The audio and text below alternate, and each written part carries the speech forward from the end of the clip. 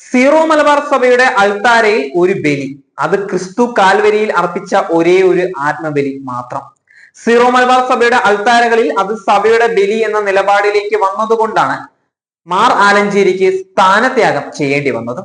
അദ്ദേഹത്തിന്റെ പകരക്കാരന്മാർ ഭീകരരും തന്ത്രശാലികളും ധനശക്തരും ആയതുകൊണ്ട് ഇന്ന് സഭയിൽ ജീർണതയും മറ്റുള്ളവർ പരിഹസിക്കുന്ന രീതിയിലുള്ള ബലി അർപ്പണങ്ങളും നടത്താൻ മെത്രാന്മാർ ആവത് ശ്രമിച്ചുകൊണ്ടിരിക്കുന്നു. പ്രത്യേകിച്ച് സിനഡ് സെക്രട്ടറിയായ മാർ ജോസഫ് പാംബ്ലാനി അദ്ദേഹത്തെ പിതാവ് എന്ന് വിളിക്കാൻ അദ്ദേഹം യോഗ്യനോ എന്ന് വിശ്വാസികൾ തീരുമാനിക്കുക. കാരണം എറണാകുളം അങ്കമാലി അതിരൂപതയുടെ മെത്രോപൊളിത്തൻ വികാരിയായി ചാർജ് എടുത്തത് മുതൽ വിമതരുടെ ഇഷ്ടങ്ങൾ സഭാവിരുദ്ധരോടൊപ്പം ഹോട്ടൽ മുറികളിൽ ചർച്ചയ്ക്ക് പോവുകയും അതിന്റെ ഫലമായി സമവായം എന്ന ദുരന്തം വിശ്വാസികളുടെ മേൽ അടിച്ചേൽപ്പിക്കുകയും ചെയ്യാൻ ശ്രമിക്കുന്ന ഒരു മെത്രോപൊളിത്തൻ വികാരിയാണ് അദ്ദേഹം. ഈ വലിയ പ്രതിസന്ധിയുടെ ഘട്ടത്തിൽ ആലഞ്ചേരി പിതാവിനെ സ്ഥാനത്യാഗം ചെയ്യിപ്പിക്കാൻ ഏറ്റവും മുൻപന്തിയിൽ നിന്ന മെത്രാൻ എന്തുകൊണ്ടാണ് ഇങ്ങനെ ഒരു അവസ്ഥയിലേക്ക് തരം താണു പോയത് എന്നത് ഓരോരുത്തരും പഠിക്കേണ്ടിയിരിക്കുന്നു.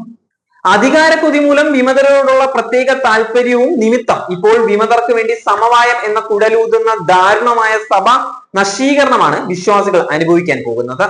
സഭയെ വലിച്ചു കീറി നാലാക്കി പലതരം കുർബാനകൾ ഒരേ ബലിവേദിയിൽ അർപ്പിക്കാൻ ശ്രമിക്കുന്ന ഈ പൈശാചികതയെ അതിശക്തമായി തന്നെ നേരിടണം.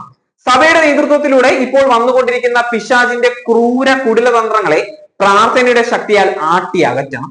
വിശ്വാസികൾ അലസത പ്രാപിച്ചിരുന്നാൽ വരും തലമുറകൾ അനുസരണ ഇല്ലാത്ത ദുശീലങ്ങൾക്ക് അടിമകളായ മാതാപിതാക്കളെ ബഹുമാനിക്കാത്ത സകല തിന്മകളും ചെയ്തു കൂട്ടുന്ന ഒരു നാശത്തിന്റെ തലമുറയായി നമ്മുടെ മുമ്പിൽ കാണേണ്ടി വരും. പിതാവും മാതാവുമുള്ള മക്കളായി നമ്മുടെ കുഞ്ഞുങ്ങൾ വളരേണ്ടതിന് നമ്മുടെ മക്കളെ അനുസരണയുള്ള വൈദികർ പരിശീലിപ്പിക്കട്ടെ. സഭ സസ്പെൻഡ് ചെയ്ത് പുറത്താക്കിയ വൈദികർ കുഞ്ഞുങ്ങളെ നോക്കിപ്പോലും ചെയ്യുന്നില്ല എന്ന് ഉറപ്പുവരുത്തേണ്ടതായുണ്ട്. അതുപോലെ സഭയെ എതിർക്കുന്ന സന്യസ്തർ സമർപ്പിതരായാലും മത അധ്യാപകരായാലും അവർ എത്ര വലിയ കൂട്ടങ്ങളായാലും അവറ്റകളെ നാം ഒരുമിച്ച് ആട്ടി അകറ്റുക തന്നെ വേണം.